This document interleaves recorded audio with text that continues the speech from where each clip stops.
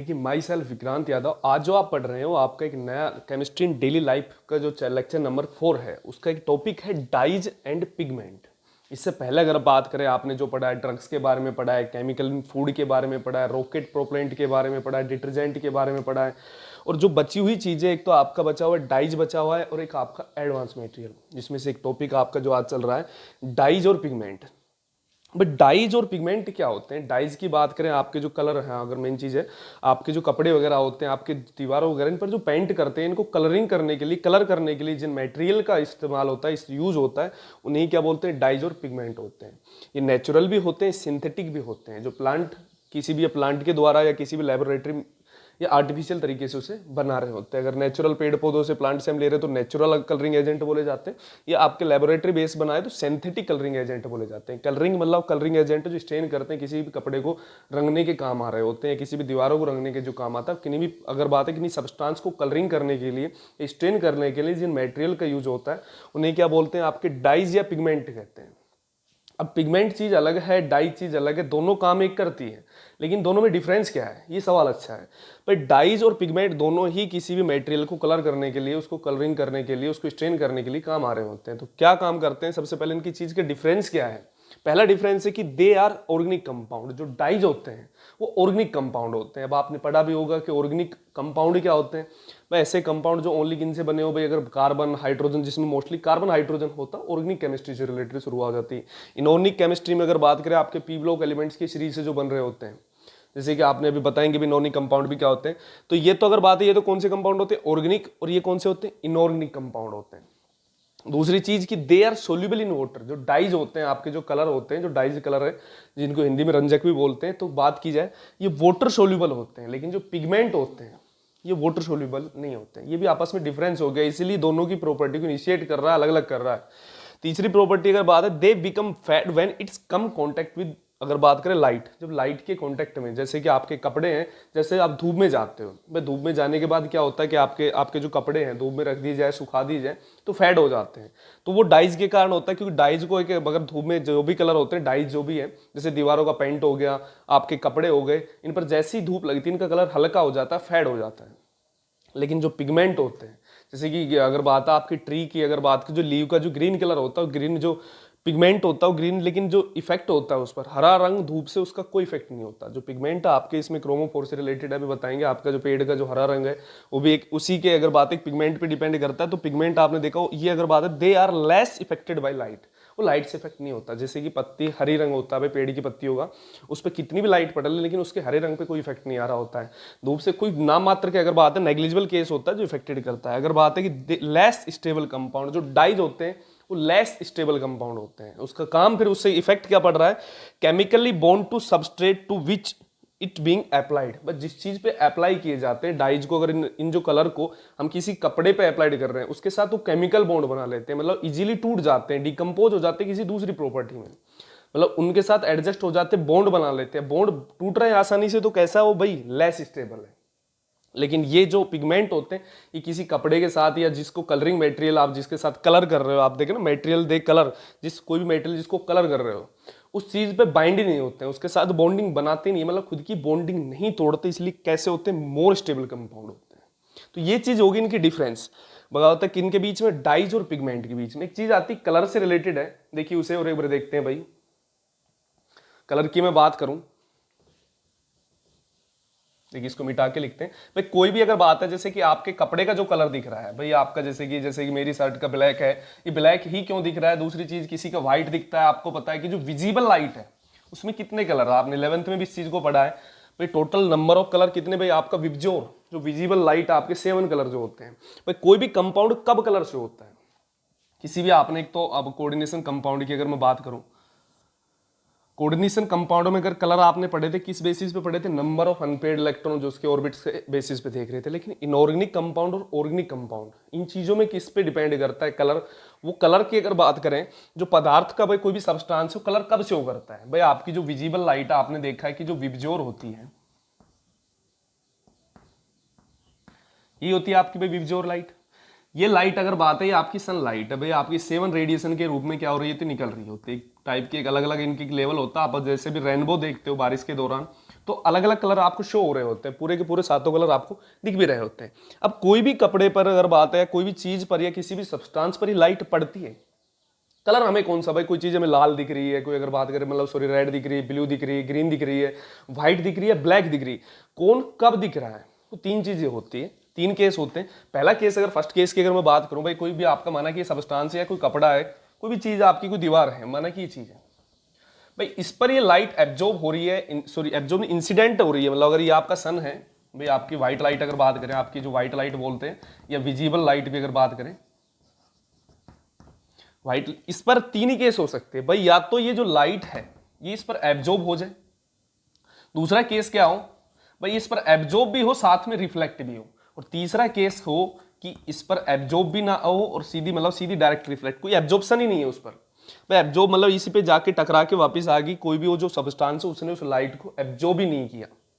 बस सबसे पहले केस फर्स्ट इंपॉर्टेंट है, विजिबल केस का अगर बात करें, आपका वो वेरी इंपॉर्टेंट टॉपिक है ये भी, अगर एक समझने की दृष्टि से अगर बात करें, या कि आपके वे की एक तो लाइट है भाई, आपकी जो सनलाइट है, आपकी विजिबल लाइट है, वो किसी भी सब्सटेंस पर गिर रही है और उस सब्सटेंस द्वारा वो लाइट एब्जॉर्ब कर ली जाती है, केस फर्स्ट।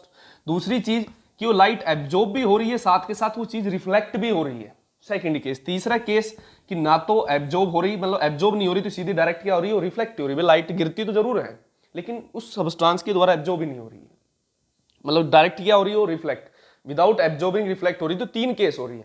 तो कौन सी चीज कब से होती है भाई, कोई भी कंपाउंड अगर इन लाइट में से, अगर माना कि इस कंपाउंड ने, एक चीज पहला केस है कि लाइट अगर एब्जॉर्ब, भाई अगर कोई भी सब्सटेंस ओनली लाइट को एब्जॉर्ब करता, रिफ्लेक्ट नहीं करता, वो ब्लैक कलर का होता है। मतलब कोई भी कंपाउंड इस सब्सटेंस ने अगर सारी की कोई भी लाइट और इसने आती है एब्जॉर्ब कर ली, किसी चीज को रिलीज ही नहीं कर रहा, वापस से उसको रिफ्लेक्ट ही नहीं कर रहा है, तो वो सब्सटेंस आपको दिखेगा ब्लैक कलर का। या ये भी केस कह सकते हैं जिसमें विबजोर में 7 कलर होता है, वो सारे के सारे कलर को, जो भाई ऐसा कोई सब्सटेंस जो सारे कलर को एब्जॉर्ब कर ले लेकिन कोई रिलीज किसी चीज को या रिफ्लेक्ट ना करे, तो वो कंपाउंड आपको जो दिखेगा ब्लैक कलर का। दुनिया में जो भी आपको ब्लैक कलर की जो चीजें दिख रही है वो सारी रेडिएशन को एब्जॉर्ब करती है, इसीलिए कहते हैं कि गर्मियों में ब्लैक कपड़े नहीं पहने जाते हैं, क्योंकि धूप जब पड़ती है तो धूप की क्या होती है, जो 7 लाइट होती है, उस 7 लाइट अगर बात है, 7 आपको क्या कर ली जाती है, एब्जॉर्ब कर ली जाती है, इसलिए कपड़े गर्म हो जाते हैं। सर्दियों में अगर बात करें, गर्मियों में कौन से कपड़े अच्छे होते हैं, व्हाइट। और व्हाइट का केस से अगर बात करें, एक केस अभी पड़ा है कि कोई भी अगर ऐसा सब्सटेंस जो कोई भी लाइट को एब्जॉर्ब ही नहीं कर रहा है, वो आपको व्हाइट कलर का दिखेगा। भाई आपके सन से आपके सारी की सारी रेडिएशन इस कपड़े पे गिरी या इस दीवार पे गिरी या कोई भी ऐसी चीज है, मेटेरियल जो चीज हमें दिखती नेचर में, उस पर गिरी और कोई भी लाइट एब्जॉर्ब ना हुई हो, तो कैसे कलर का दिखेगा, व्हाइट कलर का दिखेगा। मतलब कोई भी एब्जॉर्ब नहीं कर रहा तो व्हाइट कलर का। तीसरा केस कि भाई अगर ये वाला केस इंपॉर्टेंट है कि एब्जॉर्ब भी कर रहा है और रिफ्लेक्ट भी कर रहा है, इस केस में अगर एब्जॉर्ब अगर बात की जाए, ये इंपॉर्टेंट है, इसमें 2 कलर आएंगे, एक तो एब्जॉर्ब्ड कलर और एक कॉम्प्लीमेंट्री कलर। माना कि उसने भाई ये आपका सब्सटेंस है, उस पे अगर उसने वोलेट कलर की अगर बात है, आपने पता वोलेट है, इंडिगो, ब्लू है, ग्रीन है, येलो, ऑरेंज और रेड है, माना कि सब्सटेंस ने जो रेडिएशन जो आपकी वो एब्जॉर्ब की है वो वोलेट कलर की है। मान लेते हैं भाई कोई भी अगर भाई सब्सटेंस पे अगर वोलेट कलर की रेडिएशन इस सब्सटेंस ने एब्जॉर्ब की ओनली, तो ये वोलेट कलर का नहीं दिखेगा, दिखेगा दूसरा कलर का। जिस कलर का दिखेगा उसको कॉम्प्लीमेंट्री कलर कहते हैं, जो कलर उसने एब्जॉर्ब किया इसको एब्जॉर्ब कलर कहते हैं। भाई आपकी विजिबल आपकी बात करें, आपने देखा होगा 400 से 750 नैनोमीटर की जो वेवलेंथ की रेंज है वो विजिबल रीजन में चलती है। आपने पहले भी पढ़ चुके हैं विजिबल रीजन के केस से रिलेटेड कि वहां पे 400 नैनोमीटर से 750 नैनोमीटर की अगर टर्म्स की बात करो, इतनी वेवलेंथ की जो आपकी विजिबल रेंज होती है। भाई इनकी वेवलेंथ की बात करें, आपने वेवलेंथ पढ़ी होगी, इनकी फ्रीक्वेंसी पढ़ी होगी, in frequency base in wavelength की विजिबल रे होती है। भाई किसी भी वेवलेंथ की अगर इस पे एब्जॉर्ब हो रही है या गिर रही है, माना इस पर कौन सी रेडिएशन गिर रही है, कौन से कलर गिर रहा है, वोलेट, जो एक कलर शो करेगा कुछ दूसरा शो करेगा। भाई ये तो कलर जो इसने एब्जॉर्ब किया ये वोलेट, तो कौन सा बोला जाएगा, एब्जॉर्ब्ड कलर। लेकिन ये जो कलर होगा शो कुछ और होगा, हम अगर यहां पे हमारी आईज है तो हमें कुछ और शो हो रहा होगा, ये बोला जाएगा कॉम्प्लीमेंट्री कलर। कॉम्प्लीमेंट्री कलर बोला जाएगा, कलर एब्जॉर्ब कुछ कर रहा, दिख कुछ हो रहा है, जो हमें दिखता है वो कॉम्प्लीमेंट्री कलर बोला जाता है, जो एब्जॉर्ब करता हो एब्जॉर्बिंग कलर बोला जाता है। अब कौन सा एब्जॉर्ब, मोस्टली आपके एक टेबल भी आपकी बुक में दी हुई जो याद नहीं करनी होती, आपको एक ट्रिक बेसिस पे है कि आपको दिखेगा कौन सा।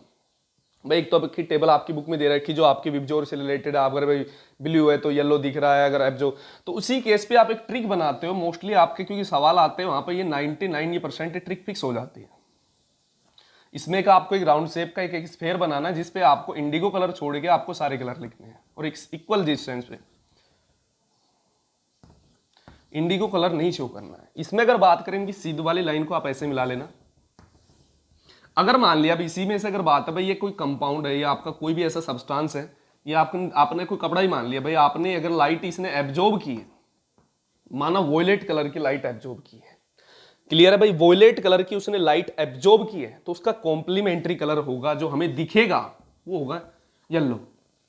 या येलो ना हो के दूसरी चीज केस क्या है, वॉयलेट की है तो जिस अगर बात है उसका कॉम्प्लीमेंट्री के लिए या तो येलो ग्रीन होगा या येलो ऑरेंज होगा, ना कि येलो ब्लू होगा। तो उसके कॉम्प्लीमेंट्री कलर उसके सामने वाले होते हैं भाई। थोड़ी सी वेवलेंथ भाई ज्यादा होगी तो मतलब येलो ब्लू है तो इन दोनों के बीच का कलर होगा। तो ये कॉम्प्लीमेंट्री कलर है। कलर अगर वॉयलेट एब्जॉर्ब हो रहा है तो आपको दिखेगा येलो। अगर माना कि ब्लू अगर बात है आपको एब्जॉर्ब कर रही है कोई भी अगर सब्सटेंस तो आपको दिखेगा वो ऑरेंज। माना कोई रेड अगर एब्जॉर्ब कर रहा है रेडिएशन तो आपको दिखेगा ग्रीन दिखेगा। क्लियर है। जिस चीज को एब्जॉर्ब करता है उसको एब्जॉर्ब्ड कलर, जो कलर हमें आंखों द्वारा शो होता है हमारी जो वो होता है आपका कॉम्प्लीमेंट्री कलर बोला जाता है। कोई भी कंपाउंड अगर कोई कलर को एब्जॉर्ब करता है रिफ्लेक्ट करता है तो कलर आपको दिखते हैं कॉम्प्लीमेंट्री कलर। और कोई ओनली अगर बात है एब्जॉर्ब करता है तो आपको कंपाउंड दिखता है या सब्सटेंस दिखता है ब्लैक कलर का। और कोई भी कलर को एब्जॉर्ब ही नहीं करता, सबको रिफ्लेक्ट ही कर रहा है डायरेक्ट, किसी को ऑब्जर्वेशन ही नहीं है, तो आपको किस कलर का दिखेगा, व्हाइट कलर का दिखेगा। क्लियर है भाई। तो ये किसी भी कंपाउंड के दिखने की अगर बात है कलर कैसे शो होता है तो ये उस केस में, इसी कलर को अगर बात करें कंपाउंड के केस में, एक ओटो विट नाम का एक साइंटिस्ट आया जिसने एक विट थ्योरी के नाम से दिया कि भाई कोई भी कंपाउंड भाई कलर शो करता है तो उसकी एक स्ट्रक्चरल फिनोमिना उस चीज से रिलेटेड है।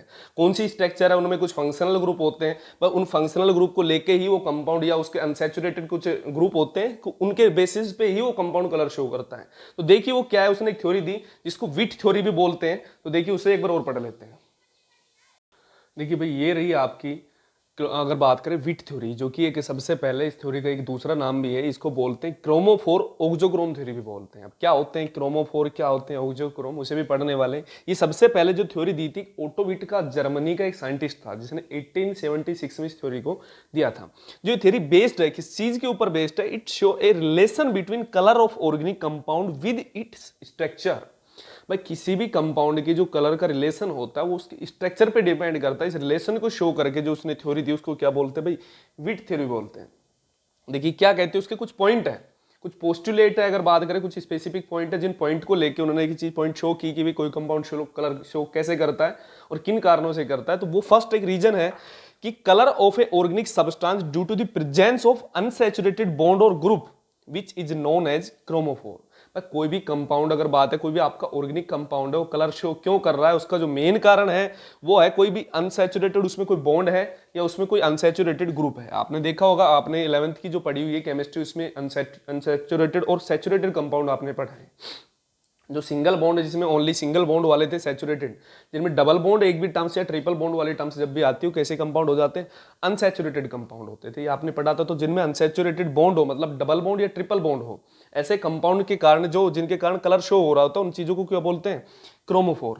भाई कोई भी जो ऑर्गेनिक कंपाउंड है वो कलर शो करता है क्रोमोफोर के कारण। क्रोमोफोर क्या होते हैं, जो अनसैचुरेटेड बॉन्ड या ग्रुप किसी भी कंपाउंड में जो होता है उसी चीज को क्या बोलते हैं भाई, क्रोमोफोर बोलते हैं। जैसे कि फॉर एग्जांपल आपका नाइट्रो ग्रुप है NO2 या NO नाइट्रोसो ग्रुप है, या बात करें आपका एजो ग्रुप है, भाई नाइट्रोजन डबल बॉन्ड नाइट्रोजन जब किसी ग्रुप के रूप में जुड़ा हो तो उसको एजो ग्रुप बोलते हैं। ये आपका कार्बोनिल है। या अगर बात करें आपके एल्कीन टर्म्स है, ये एल्काइन है ना कि एल्केन, क्योंकि एल्केन में सिंगल बॉन्ड होता है, वो अनसैचुरेटेड नहीं होता है, सैचुरेटेड कंपाउंड होता है। तो ऐसे ग्रुप अगर किसी ऑर्गेनिक कंपाउंड में अगर होते हैं, और भी बहुत सारे ग्रुप्स हैं, अगर जिनमें ये ग्रुप होते हैं जिनमें डबल बॉन्ड या ट्रिपल बॉन्ड है, तो इन ग्रुप को ही क्या बोलते हैं, क्रोमोफोर बोलते हैं। और इन ग्रुप के कारण ही कंपाउंड क्या करता है, कलर शो करता है। क्लियर है। तो ये जो ग्रुप बोले जाते हैं, मतलब ये जो हमारा जैसे कि एजो ग्रुप हो गया या कार्बोनिल ग्रुप हो गया या एल्किन या एल्काइन की टर्म्स की बात करें, नाइट्रोसो या नाइट्रो टर्म्स की बात करें, तो सारी सारी चीजें क्या है, क्रोमोफोर है, जिसकी वजह से क्या शो हो रहा है, कलर शो हो रहा है। तो ये पहला पॉइंट किसका था भाई, विट थ्योरी का। सेकंड पॉइंट तो समझिए भाई क्या कह रहा है, the compound which contain chromophore are known as chromogen. कोई भी कंपाउंड, भाई जरूरी थोड़ी कि उस कंपाउंड में एक एजो ग्रुप ही हो, उसके साथ में बेंजीन रिंग भी जुड़ी हो या और भी बहुत सारे ग्रुप हो सकते हैं। भाई ऐसा कंपाउंड जिसमें क्रोमोफोर होते हैं उस चीज को क्या बोलते हैं, क्रोमोजन बोलते हैं। भाई एक क्रोमोजन में एक से ज्यादा क्रोमोफोर हो सकते हैं, भाई अगर बात करें आपने, जैसे कि मैं यही कंपाउंड ले रहा हूं, इसमें एक तो एजो ग्रुप है और एक बेंजीन रिंग है। बेंजीन रिंग में दिख रहा है यहाँ पे भी अनसैचुरेटेड बॉन्ड है, यहाँ पे भी बॉन्ड है, यहाँ पे भी बॉन्ड है, तो एक से ये पूरा कंपाउंड तो क्या बोला जाएगा आपका क्रोमोजन, लेकिन इसमें एक एजो ग्रुप है, एक बेंजीन ग्रुप है। क्लियर है? तो एक से ज्यादा ग्रुप हो सकते हैं। तो क्रोमोजन वो होते हैं जिनमें क्या होते हैं भाई, क्रोमोफोर होते हैं। मतलब सिंपल सी, the compound which contain chromophore are known as chromogen. ये लाइन क्लियर है? पर जिन भी कंपाउंड में क्रोमोफोर होता है वो कंपाउंड क्या बोले जाते हैं, क्रोमोजन से बोले जाते हैं। क्लियर है? तीसरा एक और point, higher the number of chromophore in a chromogen then it is high intensive colour. भाई किसी भी कंपाउंड में एक से ज्यादा जितने भी, मतलब जितने नंबर ऑफ क्रोमोफोर मिलेंगे, मतलब एक भाई कोई एक कंपाउंड है जिसमें मान लो कार्बोनिल भी है भाई, आपका एल्कीन समूह भी है, एजो समूह भी है, नाइट्रो, जितने ज्यादा ये ग्रुप होंगे, मतलब जितने ज्यादा क्रोमोफोर होंगे, वो उतना ही शार्प कलर होगा, इंटेंसिव, और उतना ही तेज कलर होगा, बहुत ब्राइटर कलर होगा। क्लियर है? तो ये लाइन भी आपकी शायद क्लियर होगी। उसके बाद एक पॉइंट और है, some chromophore are not produce colour itself, so it show colour in the presence of some specific group which is known as auxochrome. तो कुछ एक ऐसे ग्रुप होते हैं भाई, ऐसे क्रोमोफोर होते हैं जो अकेले अगर बात है कलर शो नहीं कर पाते, किसी दूसरे ग्रुप के जुड़ने से वो कलर शो करते हैं। ऐसे जो ग्रुप होते हैं वो क्या बोले जाते हैं, ऑक्सोक्रोम बोले जाते हैं। भाई क्या बोले जाते हैं भाई, ऐसे जो ग्रुप होंगे जैसे कि NH2 हो गया, OH हो गया, OR हो गया, या हेलोजन ग्रुप या हैलाइड ग्रुप जो होते हैं, ये बोले जाते हैं ऑक्सोक्रोम बोले जाते हैं। भाई जैसे कि एक आपका एजोबेंजीन जो है, भाई यहाँ पे देखो एजो ग्रुप है, लेकिन ये ग्रुप होने के बाद भी जो एजो बेंजीन होती है, जिसमें बेंजीन और एजो ग्रुप बीच में होता है, होने के बावजूद भी ये जो कंपाउंड होता है कलरलेस होता है। भाई इटसेल्फ ऐसा ये ऑक्सोक्रोम इसमें है, लेकिन फिर भी खुद कलरलेस है होने के बावजूद भी। तो कुछ कंपाउंड इटसेल्फ मतलब कलर प्रोड्यूस नहीं करते, वो किसी फंक्शनल ग्रुप या कोई ऐसा कंपाउंड होगा, ऐसा कोई ग्रुप होगा जिसकी प्रेजेंस में क्या करते हैं, कलर शो करते हैं। वो ग्रुप क्या बोला जाएगा आपका, ऑक्सोक्रोम बोला जाएगा। जैसे कि आपका एजोबेंजीन में एक पैरा पोजीशन पर एमीन लगा देते हैं, NH2 लगा देते हैं, तो ये बोला जाता है पैरा एमिनो एजोबेंजीन, और ये जो कंपाउंड हो जाता है कलर्ड हो जाता है। ये आपका एजोबेंजीन कलरलेस था, ये आपका कैसा हो जाता है, कलर्ड हो जाता है। बेंजीन के पैरा, अगर बात है इसके पैरा पोजीशन पर हम NH2 ग्रुप लगाते ही ये कलर्ड हो जाता है, पैरा एमिनो एजोबेंजीन बोला जाता है। तो ये थी भाई आपकी विट थ्योरी, जो कि एक इंपॉर्टेंट है, जो क्या से होगी, ये याद रखना कि it show relation between colour of organic compound with it structure. भाई स्ट्रक्चर ही तो है, ये बात है, उसमें एजो ग्रुप है या कार्बोनिल ग्रुप है या एल्कीन ग्रुप है, एल्काइन ग्रुप है, जो फंक्शनल ग्रुप उनमें जो बहुत सारे हैं, जो अनसैचुरेटेड ग्रुप उसमें बहुत सारे हैं, ग्रुप को ही क्या बोलते हैं, क्रोमोफोर। और क्रोमोफोर ही कलर के लिए क्या होते हैं, रिस्पॉन्सिबल फैक्टर होते हैं। लेकिन कुछ क्रोमोफोर इटसेल्फ क्या नहीं कर सकते, कलर प्रोड्यूस नहीं करते, तो उनके साथ कोई ना कोई दूसरा ग्रुप साथ में जुड़ा होता है, जिनके जुड़ने से कलर शो होता है। ग्रुप क्या बोले जाते हैं आपके, ऑक्सोक्रोम बोले जाते हैं। क्लियर है? और ऐसे कंपाउंड जिनमें एक से ज्यादा अगर बात है भाई कोई कंपाउंड है जिसमें क्रोमोफोर पाया जाता है, क्रोमोफोर जिनमें भी होता है क्या बोले जाते हैं, क्रोमोजन बोले जाते हैं। तो ये पॉइंट है इसके किसके, विट थ्योरी के। इसके बाद एक क्लासिफिकेशन है जो कि इंपॉर्टेंट है, जो सबसे बड़ा पार्ट है, जिसका डाइज का क्लासिफिकेशन पढ़ते हैं, और जो कि अगर बात है कि दो तरीके से पढ़ेंगे, एक तो उसकी यूटिलिटी को लेके और दूसरा पढ़ेंगे उसकी स्ट्रक्चर के बेसिस पे। तो यूटिलिटी के भी 7-8 उसके अगर बात है उसका तरीके से उसको क्लासिफाई किया है, बात करें उसके स्ट्रक्चर के बेसिस उसे अच्छे से क्लासिफाई कर रखा है। तो सबसे पहला जो क्लासिफिकेशन है किसके बेसिस पे, यूटिलिटी के बेसिस पे, उसको हम पढ़ते हैं। देखना उसको एक चार्ट बनाते हैं, उसका भी एक बार उसे पढ़ते हैं भाई। देखिए भाई ये रहा आपका classification on the basis of utility बात करें या on the basis of use. सबसे पहले अगर बात करें डाइज के हम दो क्लासिफिकेशन पढ़ते हैं, एक तो on the basis of use और एक on the basis of structure. पहला कौन सा है, on the basis of use. On the basis of use के बेसिस पे 8 टाइप से उनको क्लासिफाई किया है, जिनको एक अलग अलग पढ़ते हैं। एग्जाम में इनके बारे में इससे ज्यादा लिखते भी नहीं है, जितना बोर्ड पे लिखा हुआ इतना ही सफिशियंट होता है किसी एग्जाम में लिखने के लिए। पहला जो टाइप है वो है आपका डायरेक्ट डाइज, दूसरा है एसिडिक, तीसरा बेसिक डाइज, तीसरा है स्केटरिंग डाइज है, इसको डिस्पर डाइज भी बोलते हैं। चौथा है फाइबर रिएक्टिव डाइज, चौथा है इनग्रेन डाइज या इसको इनहेरेंट डाइज भी बोलते हैं। चौथा अगर बात करें 7th आपका वेट डाइज, और लास्ट आपका मोडेंट डाइज। तो ये आपके टाइप ऑफ डाइज है। इनमें डिफरेंस क्या है, क्या क्या चीजें ऑन द बेसिस के यूज के बेसिस पे। तो पहले जो होते हैं डायरेक्ट डाइज, ये क्या होते हैं, these are directly apply to fibre. इन्हें कोई भी जैसे कपड़े होते हैं, रेशम, इनको डायरेक्ट डुबाया जाता है गर्म सॉल्यूशन में और निकाल के उनको सुखा दिया जाता है। बस ऐसे डाइज को क्या बोलते हैं, direct dyes. Fibre dip in hot solution जो लिख रखा है, जैसे आपको कोई भी आपको कपड़ा लिया, उसको गर्म सॉल्यूशन में डुबाया और उसको सुखा दिया, बस कपड़ों पर रंग चढ़ जाता है। ऐसे जो डाइज होते हैं, ऐसे जो कलर जो होते हैं, उनको क्या बोलते हैं, डायरेक्ट डाइज। बस मेन चीज है इसके इंपॉर्टेंट एग्जाम्पल, आपसे डायरेक्ट इनके मोस्टली जो सवाल पूछे जाते हैं वो पूछे जाते हैं भाई इंग्रेडिएंट डाइज का एग्जांपल पूछ लिया या वेट डाइज का कोई एक एग्जांपल लिखिए, मोस्टली एग्जांपल पूछा जाता है, थ्योरी से सवाल नहीं बनता है, अभी तक बना नहीं लेकिन बन सकता है। देखिए इसके जो एग्जांपल आपका मार्टियस येलो या दूसरा एग्जांपल है कैंगो रेड, इसी एग्जांपल याद रखने हैं, ये कलर के जो नाम है डाइज के नाम है। दूसरा है एसिडिक डाइज।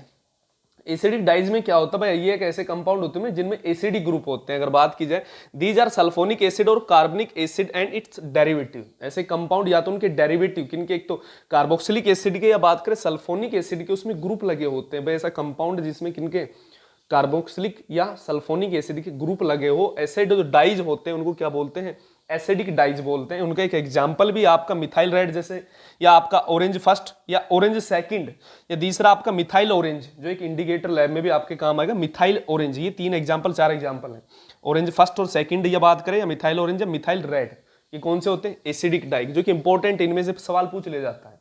क्लियर है। तीसरा आपका बेसिक डाइज। बेसिक डाइज में क्या होता है, ऐसे एक कंपाउंड होते हैं जो बेसिक डाइज एक कंपाउंड होते हैं केमिकल, उनमें जो ग्रुप होता है कोई बेसिक ग्रुप जुड़ा होता है, बस इसी कारण इनको क्या बोलते हैं, बेसिक डाइज, या बोल भी सकते हैं these dyes are basic group containing dyes बोल सकते हैं। जैसे एग्जांपल एनिलीन येलो या बात करें बटर येलो, ये 2 एग्जांपल है। एग्जांपल इनके इंपॉर्टेंट है जो कि आपको याद करने ही पड़ेंगे, जिसका कोई सॉल्यूशन नहीं है।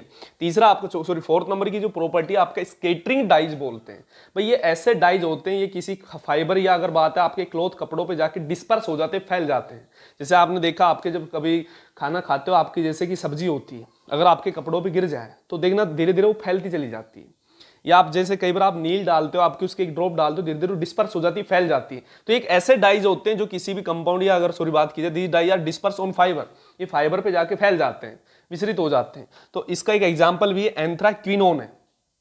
क्लियर है। अगला आपका फाइबर रिएक्टिव डाइज है। ये अगर बात करें these dyes are react with fibre to form chemical bond. ये क्या करते हैं, ऐसे फाइबर या ऐसे सॉरी डाइज होते हैं जो आप जैसे जिस कपड़ों में या जिन रेसों में या फाइबर में उनको डिजोल्व कर रहे हो, उनके साथ ही केमिकल बॉन्ड बना लेते हैं भाई। ये डाइज है और ये एक परमानेंट कलर के टाइप में हो जाते हैं, उनके साथ बॉन्ड बनाने के बाद उनके साथ फिक्स हो जाते हैं, जो कि उड़ते नहीं है। आपने देखा होगा ना कपड़ों पे कई बार कच्चा कलर आप सुनते हो, पक्का कलर, तो ये पक्के कलर होते निकलते नहीं, केमिकल बॉन्ड उनके साथ बना ले जाते हैं। तो ऐसे फाइबर रिएक्टिव अगर बात है, जिसका एक बात है आपका प्रोसेन रेड है, इसको हिंदी में बोलते हैं प्रोसेन लाल।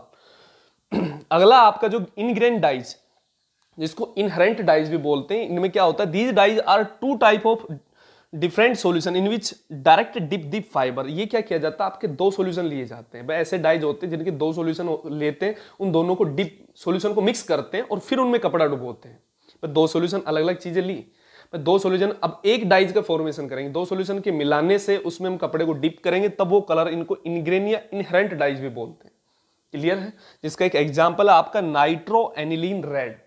उसके अगला आपका वेट डाइज। नाम से वेट का मतलब तो होता है भाई किसी चीज को गीला, लेकिन वेट का मतलब वेट नहीं, मतलब गीले नहीं होते। ये क्या होते हैं वास्तव में, तो vat dyes are insoluble in water. तो ये सबसे पहले तो इनसोल्यूबल होते हैं, तो वाटर में इनको डिजोल्व कर, सबसे पहले तो इनसोल्यूबल से इनको फर्स्टली इनको कन्वर्ट किया जाता है। अगर बात की जाए firstly then can be soluble, पहले तो इनको फर्स्टली क्या बनाते हैं, सोल्यूबल बनाते हैं।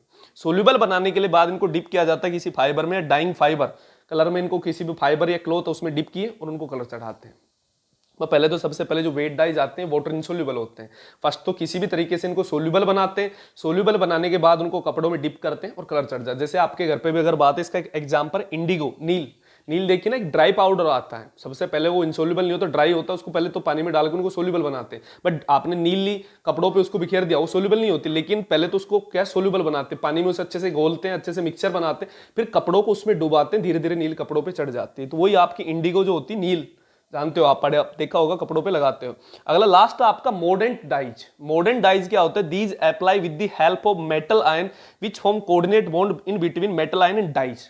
ये एक ऐसे डाइज होते हैं जिनमें के साथ में कंबाइनिंग मटेरियल या सपोर्टिव मटेरियल भी इसके साथ ले रहे होते हैं, वो कोई मेटल आयन होता है, उसका पाउडर होता है, उसके साथ मिक्स करते हैं। क्या काम करता है, उसमें जो उसके डाइज में जो मेटल आयंस होते हैं वो आपके फाइबर के साथ कोऑर्डिनेट बॉन्ड बना के ऐड हो जाते हैं। ऐसे जो डाइज होते हैं उनको क्या बोलते हैं, मोडेंट डाइज बोलते हैं। जिसका एक एग्जांपल है आपका क्या, एलिजरीन एल, एल्यूमिनियम, ये एल है, एलिजरीन एल बोलते हैं। बस ये चीज है कि सबसे पहले कि इसका जो एग्जाम्पल है वो सभी के याद होने चाहिए। प्रॉपर्टी भी इजी है, बस एग्जाम में इससे ज्यादा आपको लिखना भी नहीं है, जितना मैंने ये लिखा हुआ है, आप कितने भी नोट से पढ़ लो कोई फायदा नहीं है, लेकिन बस जितनी वैल्यू लिखी हुई है इतनी ही सफिशिएंट होती है किसी एग्जाम में लिखने के लिए, बस इससे ज्यादा वो पूछता भी नहीं है। मोस्टली वो आपसे एग्जाम्पल पूछ सकता है कि भाई वेट डाइज के कोई एक एग्जाम्पल दीजिए, बस इससे ज्यादा बड़ा क्वेश्चन इनसे क्लासिफिकेशन से बनता नहीं है। तो ये आपने पहला क्लासिफिकेशन पढ़ा on the basis of use, दूसरा क्लासिफिकेशन पढ़ते हैं on the basis of structure. देखिए क्या होता है, ये दिख रही है आपका सेकंड क्लासिफिकेशन है, ये आपका classification on the basis of structure. वो भी आपका 8 टाइप से आपने क्लासिफाई किया था, ये भी 8 टाइप से आपने क्या कर रखा है क्लासिफाई। पहला आपका नाइट्रो एंड नाइट्रोसो डाइज, दूसरा आपका डाइफिनाइल मीथेन डाइज है, उसके बाद तीसरा आपका ट्राइफेनिल मीथेन डाइज है, चौथा आपका थैलिन एंड जेंथेन डाइज है, और फोर्थ आपका एजोडाइज, अगर फिफ्थ की अगर सेवंथ की सिक्स की बात करें सॉरी इंडिगो डाइज, एक आपका एंथ्राक्विनोन डाइज, और एक लास्ट आपका हेट्रोसाइक्लिक डाइज। अगर फर्स्ट की बात करें जो नाइट्रो एंड नाइट्रोसो डाइज क्या होते हैं भाई, ऐसे कंपाउंड अगर on the basis of structure की बात करें आपको सिंपल दिख रहा है कि ऐसे compound the dyes contain nitro and nitroso group, आपको यहां से हेडिंग से मिल जाएगा भाई ऐसे कंपाउंड जिनमें नाइट्रो एनोटो ग्रुप या नाइट्रोसो मतलब एन डबल बॉन्ड ग्रुप हो, नाइट्रोसो जो ग्रुप होते हैं वो क्या कहलाते हैं नाइट्रो एंड नाइट्रोसो डाइज कहलाते हैं। जैसे बस इनके एग्जांपल में इंपॉर्टेंट, अगर पहला एग्जांपल आपका मार्टियस येलो, दूसरा आपका पिक्रिक एसिड है, क्लियर है, दूसरा आपका डाइफिनाइल मीथेन डाइज, फिनाइल आप जानते हो फिनाइल ग्रुप ऐसे कि बेंजीन रिंग अगर किसी ग्रुप के रूप में जुड़ा तो फिनाइल ग्रुप के रूप में बोला जाता है। डाई मतलब दो फिनाइल रिंग, साथ में मीथेन मतलब कार्बन के साथ उसमें कार्बन की टर्म्स भी जुड़ी हुई है। तो डाइफिनाइल मीथेन डाइज में क्या होता है, dyes which have basic structure of diphenyl methane, बेसिक मतलब आ रहा है कोई बेसिक ग्रुप जुड़ा होता है, जैसे कि NH2 ग्रुप जुड़ा होता है डाइफिनाइल मीथेन रिंग के साथ, क्लियर है। उसका एक एग्जांपल है आपका ओरामाइन ओ, ओरामाइन ओ एक एग्जांपल है इसका डाइज का, कौन सा डाइफिनाइल मीथेन डाइज का। तीसरा आप ट्राइफिनाइल मीथेन डाइज, बस यहाँ पे डाइफिनाइल रिंग थी, यहाँ पे ट्राइफिनाइल रिंग है, बस ओनली इतना ही फर्क है, सेम टर्म से ट्राइफिनाइल बना, 3 फिनाइल जुड़ी होगी जो किसी बेसिक ग्रुप के साथ जैसे कि NH2 ग्रुप के साथ जुड़ रही होगी। तो उसका एक एग्जाम्पल आपका मेलाकाइट ग्रीन, क्लियर है। चौथा आपका phthalein and xanthene dyes, phthalein dyes क्या होते हैं, these dyes are combination of phthalic anhydride and phthalic group, कोई भी फिनोलिक ग्रुप और थेलिक एनहाइड्राइड के कॉम्बिनेशन से जो डाइज बनते हैं उनको तो बोलते हैं थेलिन। और दूसरी चीज है जिनमें ऐसे अगर बात है ऐसे डाइज जिनमें जैंथेन रिंग पाई जाती है, विच हैव जैंथेन रिंग, वो कौन से बोले जाते हैं आपके जैंथेन डाइज बोले जाते हैं। जैंथेन रिंग होती है, रिंग के साथ एक कार्बोक्सिलिक टाइप के ग्रुप को बनाते हैं, रिंग बनाते हैं, जैंथेन रिंग होती है उसमें। तो आपके थैलिक अगर बात है कि आपके थैलिन जो बात करें, थैलिन डाइज का एक एग्जांपल आपका फिनोप्थलीन जो कि इंडिकेटर के रूप में भी यूज होता है, आप लेबोरेटरी में आप देखोगे। और अगर बात करें जैंथेन आपके डाइज का आपका फ्लोरेसिन है, क्लियर है, एग्जाम्पल इंपॉर्टेंट है। एक अगर बात करें एजोडाइज क्या होते हैं, एजोडाइज एजो किसे कहते हैं भाई, जब नाइट्रोजन डबल बॉन्ड नाइट्रोजन जब किसी ग्रुप के रूप में जुड़े हो, जब उस डाइज को क्या बोलते, उस ग्रुप को क्या बोलते हैं एजो ग्रुप। तो इसमें अगर बात करें these dyes contain azo group as chromophore and some basic auxochromes, ऐसे अगर कंपाउंड ऐसे जो डाइज होते हैं जिसमें अगर बात है एजो ग्रुप तो एज किसकी तरह होता है क्रोमोफोर, साथ में कुछ उसके साथ क्या जुड़े होते हैं ओक्सोक्रोम, क्योंकि एक हमने पढ़ा था एजो बेंजीन जिसमें कलरलेस था, एक आपने ओक्सोक्रोम लिया था जिसकी वजह से क्या हो रहा था कलर्ड हो रहा था, जिसका एक एग्जांपल आपका मिथाइल ऑरेंज हो गया, एनिलीन येलो हो गया, सुडान फर्स्ट हो गया, क्लियर है। एक इंडिगो आपकी नील होती है, नील आपकी वही है जो कपड़ों पे आप डालते हो। तो इंडिगो डाइज क्या, it is a natural die which obtain from plant, एक प्लांट से क्या किया जाता है उसे सोर्स, इसका एक सोर्स है प्लांट है जिसको इंडिगो फेरा बोलते हैं, इंडिगो फेरा नाम का एक प्लांट है जिससे इसको एब्स्ट्रैक्ट निकाला जाता है, और एक नेचुरल डाई जिसे नील बनाते हैं जिसे आप कपड़ों पे डालते हो क्लियर है। और इसका एग्जाम्पल भी आप इंडिगो लिख सकते हैं, इंडिगो नीली होती है, इसका एग्जाम्पल भी। अगला आपका एंथ्राक्विनोन डाइज, एंथ्राक्विनोन डाइज वो होते हैं जिनमें किसकी रिंग हो, एंथ्राक्विनोन की रिंग हो, रिंग उसी का एक स्केलेटन एंथ्राक्विनोन की रिंग जैसे कंपाउंड में होती है, और it give different colour with different metal ion. भाई जैसे कि आपने एक थोड़ी देर पहले पढ़ा था एल्जरीन एल, साथ में एक एल्यूमिनियम था, अगर एल्यूमिनियम का एम तो एल लिखा जा रहा था, तो अलग अलग आयन के साथ चाहे आयरन का हो या मैग्नीशियम के आयन हो, अलग अलग आयन के साथ एंथ्राक्विनोन अलग अलग कलर शो करती है, क्लियर है। अगला हेट्रोसाइक्लिक डाइज, हेट्रोसाइक्लिक ऐसे कंपाउंड जिनमें हेट्रोसाइक्लिक रिंग हो, हेट्रोसाइक्लिक आपने देखी थी, आपने अगर ऑर्गेनिक केमिस्ट्री अगर 11th की पढ़ी थी, एक होमोसाइक्लिक और एक हेट्रोसाइक्लिक, हेट्रोसाइक्लिक में जो हेट्रो एटम किस रिंग के अंदर हो, वह अकेली कार्बन से बनी हुई रिंग तो क्या होती थी आपकी होमोसाइक्लिक, और कार्बन के अलावा जैसे कि ऑक्सीजन हो, नाइट्रोजन हो, सल्फर हो, ऐसे रिंग के अंदर अगर वो आते हैं तो किस में आ जाती है हेट्रोसाइक्लिक। तो कोई भी कंटेन एटलीस्ट एक हेट्रोसाइक्लिक रिंग उसमें होती है, और ऐसे टाइप के जो डाइज होते हैं क्या होते हैं हेट्रोसाइक्लिक डाइज बोलते हैं, जिसका एक एग्जांपल है एक्रीफ्लेविन है, क्लियर है। तो भाई ये इसके एग्जांपल सबसे इंपॉर्टेंट होते हैं, और थ्योरी भी आपको एग्जाम में इससे ज्यादा नहीं लिखनी होती। तो ये सबसे पहले आपने क्लासिफिकेशन पढ़ चुके हो किस किस का, एक तो on the basis of use, दूसरा है on the basis of structure. ये आपका टॉपिक कंप्लीट हो गया, कौन सा, डाइज और पिगमेंट। क्लियर है। आपका लास्ट टॉपिक इस चैप्टर का बचा है आपका जो आपका एडवांस मटेरियल है, देखिए क्या होता है उसे भी पढ़ते हैं। देखिए भाई ये आपका लास्ट टॉपिक बचा आपका एडवांस मटेरियल। एडवांस मटेरियल जो आजकल सबसे बेस्ट, इसका एक ही एग्जांपल आपका, इसको कार्बन फाइबर भी बोलते हैं। कार्बन फाइबर क्या होता है कि जैसे पहले क्या होता था, जब हड्डियां वगैरह टूट जाती थी एक्सीडेंटल की वजह से, तो उनकी जगह आपकी आपके एल्यूमिनियम या स्टील की रोड लगाई जाती थी, जो कि भारी होती थी। बाद में काफी लंबे टाइम बाद भी फील होता था कि आपके शरीर में कोई स्टील मेटल या आपके अवेलेबल है। लेकिन आजकल एडवांस टाइम है, तो एडवांस टाइम में कार्बन फाइबर आते हैं, जो कि अगर बात the long chain of cyclic group are known as carbon fibre. एक लॉन्ग चेन जो साइक्लिक ग्रुप में एक लॉन्ग कार्बन चेन जो जुड़ी होती है, ऐसे जो कंपाउंड होते हैं उनको कार्बन फाइबर बोलते हैं।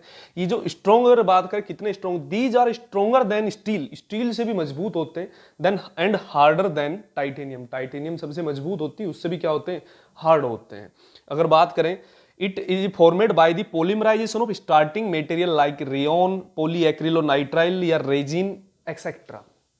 भाई ये बनाया जाता है, कार्बन फाइबर को बनाया कैसे जाता है, किसके, पॉलीमराइजेशन से। पॉलीमर आप चैप्टर पढ़ाइए, पॉलीमर के लिए किन किन यूनिटों के अगर पॉलीमराइजेशन से बनाया जाता है, रियोन की या पॉलीएक्रिलोनाइट्राइल या रेजिन की अगर बात है, उनके पॉलीमराइजेशन से क्या बनाया जाते हैं, कार्बन फाइबर बनाया जाता है। इसके भी कुछ स्पेसिफिक क्वालिटी होती है जो उनको मॉडिफाई अलग तरीके से उनको प्रबलन करके, जैसे कि एक तो CFRP या CFRC, दो टाइप की भी फाइबर आपकी जो रोड आती है, जो फाइबर रोड, एक तो अगर CFRP का मतलब क्या होता है, कार्बन फाइबर रबर प्लास्टिक, दूसरी अगर CFRC का मतलब होता है कार्बन फाइबर रबर कार्बन। ये क्या होता है वास्तव में, जैसे कि ये जो कार्बन फाइबर आपकी होती है उसको मॉडिफाई करते हैं किनके साथ, कुछ एक अलग पॉलीमर, प्लास्टिक पॉलीमर, जैसे कि इपोक्सी रेजिन की मैं बात करूं, या पॉलिएस्टर रेजिन की बात करूं, या पॉलीअमाइड की बात करूं, उनके साथ अगर इनको भी मॉडिफाई करते हैं किनको, कार्बन फाइबर से, तो नए वाले एक नया कार्बन फाइबर बनता है, जिसको क्या बोलते हैं, कार्बन फाइबर रबर प्लास्टिक बोलते हैं, CFRP बोलते हैं। अगर उसी को अगर ऐसे कार्बन फाइबर कार्बन मैट्रिक्स के साथ अप्लाई करते हैं, कार्बन मैट्रिक्स या कार्बन के उसमें कंपोनेंट में करते हैं, तो एक नया कार्बन फाइबर बनता है, कार्बन फाइबर रबर कार्बन बोलते हैं। क्लियर है। ये तो दो अलग से डेफिनेशन की फुल फॉर्म भी पूछ सकते हैं। मेन चीज ये है, एक चीज ये भी पूछ सकता है कार्बन फाइबर की यूज क्या है, जो आपके बॉडी में जो आपकी बोन्स रोड होती है, हड्डियों में जो रोड के रूप में जो लगाई जाती है, वो इसका सबसे इंपॉर्टेंट मटेरियल है, सबसे मेन इंपॉर्टेंट इसका क्या है, वर्क है। तो क्लियर है भाई, ये आपने पढ़ा कार्बन फाइबर, और ये आपका लास्ट टॉपिक था। सारे के सारे टॉपिक आपके कंप्लीट हो चुके हैं। तो इसी के साथ मिलते हैं नेक्स्ट चैप्टर के साथ। कोई प्रॉब्लम हो तो वो आप कमेंट में डाल सकते हो। क्लियर है भाई।